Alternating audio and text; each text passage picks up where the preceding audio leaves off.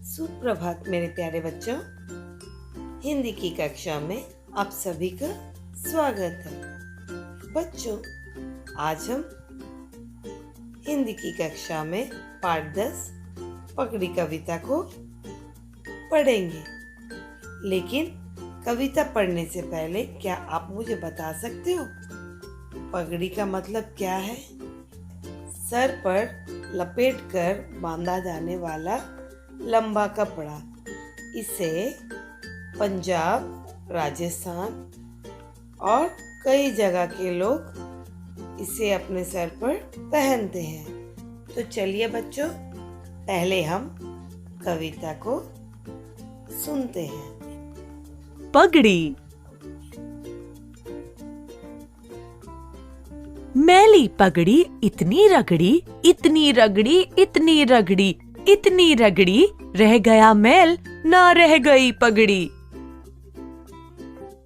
हट्टी कट्टी मोटी तगड़ी, मालकिन झगड़ी, इतनी झगड़ी, इतनी झगड़ी, इतनी झगड़ी, इतनी झगड़ी, तर गया मैल और तर गई पगड़ी। चलिए बच्चों, अब हम कविता को अच्छी तरह से पढ़ते हैं और समझते हैं। मैली पगड़ी इतनी रगड़ी, इतनी रगड़ी, इतनी रगड़ी, इतनी रगड़ी, रह गया मैल न रह गई पगड़ी। बच्चों, इस चित्र में एक आदमी को दिखाया गया है जो पगड़ी को साफ कर रहा है, यानी एक मैली पगड़ी है, उसे वह साफ करने की कोशिश कर रहा है। उस आदमी ने पगड़ी को इतना रगड़ा, पर मैल तो रह गया, लेकिन पगड़ी फट गई। पगड़ी किसी काम की नहीं रही,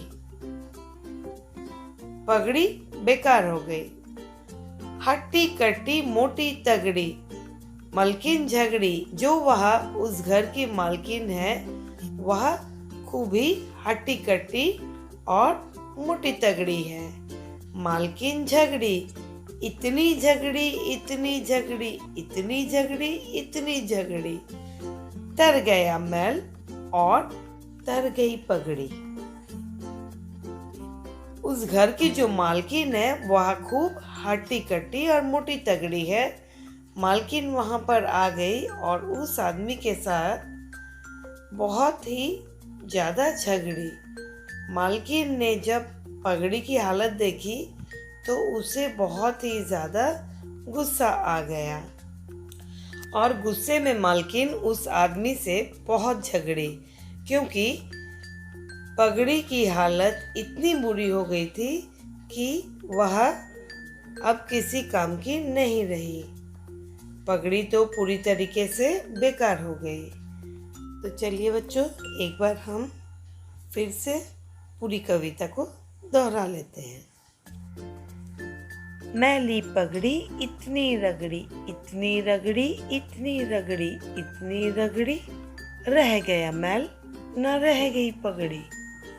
हट्टी कट्टी मोटी तगड़ी, मलकिन झगड़ी, इतनी झगड़ी, इतनी झगड़ी, इतनी झगड़ी, इतनी झगड़ी, तर गया मैल और तर गई पगड़ी। तो बच्चों, इस कविता को आप अच्छी तरह से पढ़ोगे और याद करोगे। आज के लिए बस इतना ही। धन्यवाद।